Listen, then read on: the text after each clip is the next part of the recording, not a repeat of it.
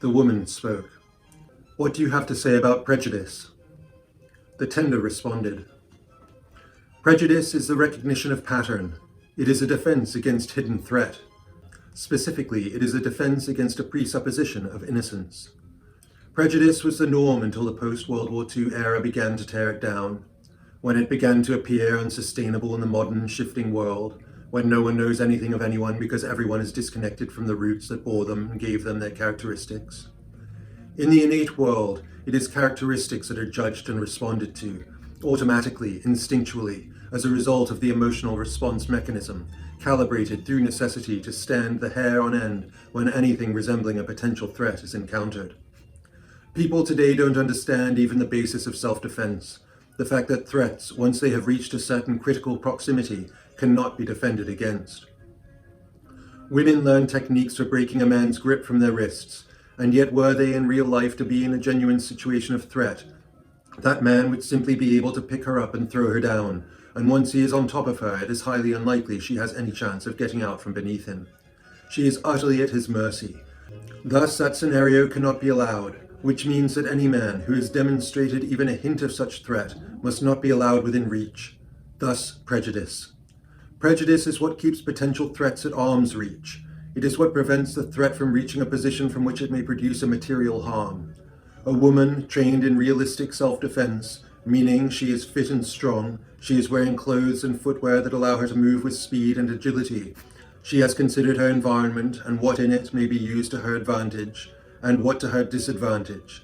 She is trained in the use of weapons, and she knows that she, holding a firearm from 15 feet away against a clear threat, will have a better chance of avoiding injury than a woman who allowed threat to sidle up close just because she lost the ability to judge.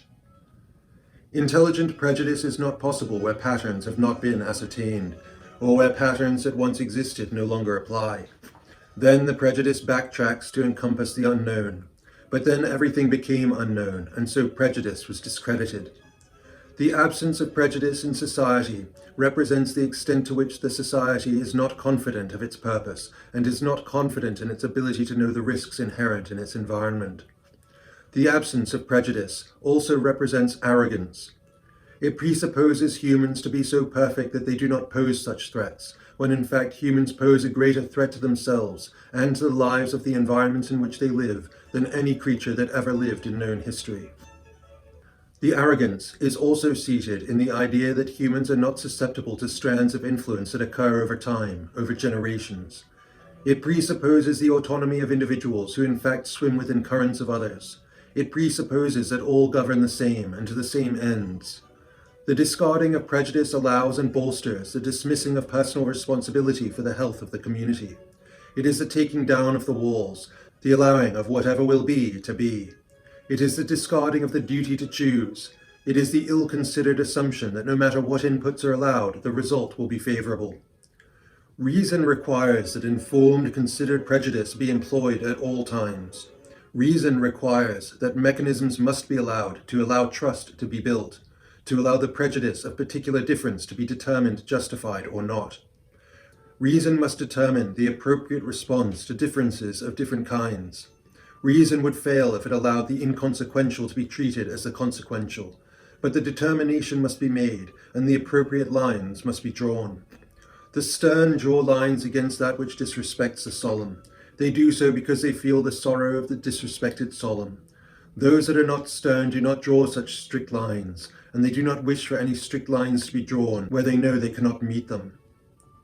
Their survival instinct kicks into play, but only takes into account the survival of itself, including all that it entails, that which it is invested in.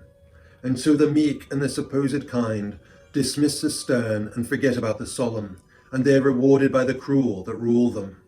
The solemn stern will never be controlled by the cruel, and are the only threat to the cruel, and so they must be discredited and eradicated. And thereby, civilization fails.